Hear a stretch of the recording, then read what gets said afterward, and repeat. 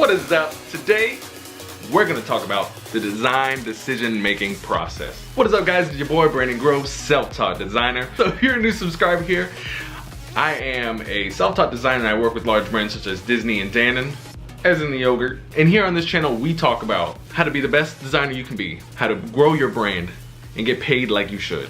Let's get into this. Design decision making. So how to articulate design decisions. I'm pretty sure every one of us has heard like, oh, that's a great design decision.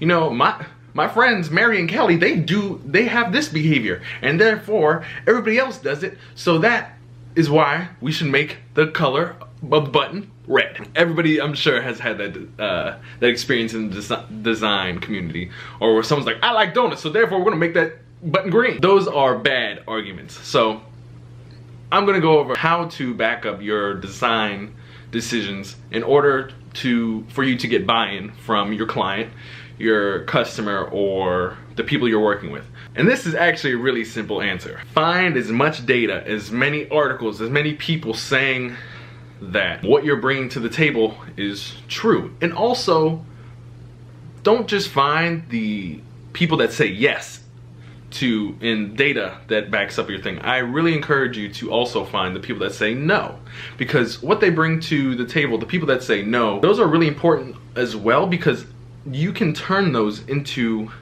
very strong arguments. You can pick their argument apart online to see, you know, if they got some of their data wrong. Maybe they missed something, maybe there's a hole in their argument.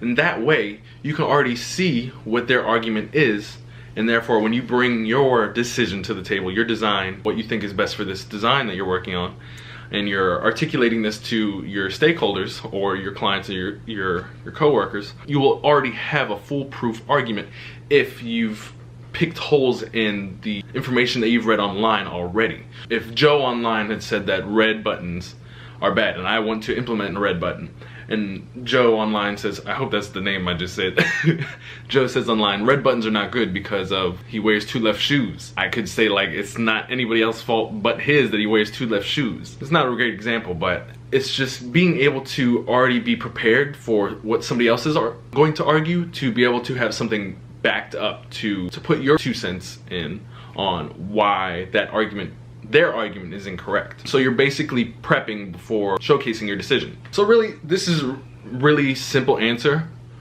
Find data that backs your design decision up, not just emotion and not just a gut feeling. Gut feeling is good, but back it up with data, statistics. Numbers don't lie. And also, don't just look at the good stuff. Look at people who are arguing against your design decision online. So play both sides, and when you find people that are against your design decision, pick apart their argument so that when you are about to present your design decision, that you already know what some of the things people might say to argue against what you're about to bring to the table. And you'll be ready to be like, no, actually this. Actually this, you know, so and so had already said what you said, and that is invalid because of this.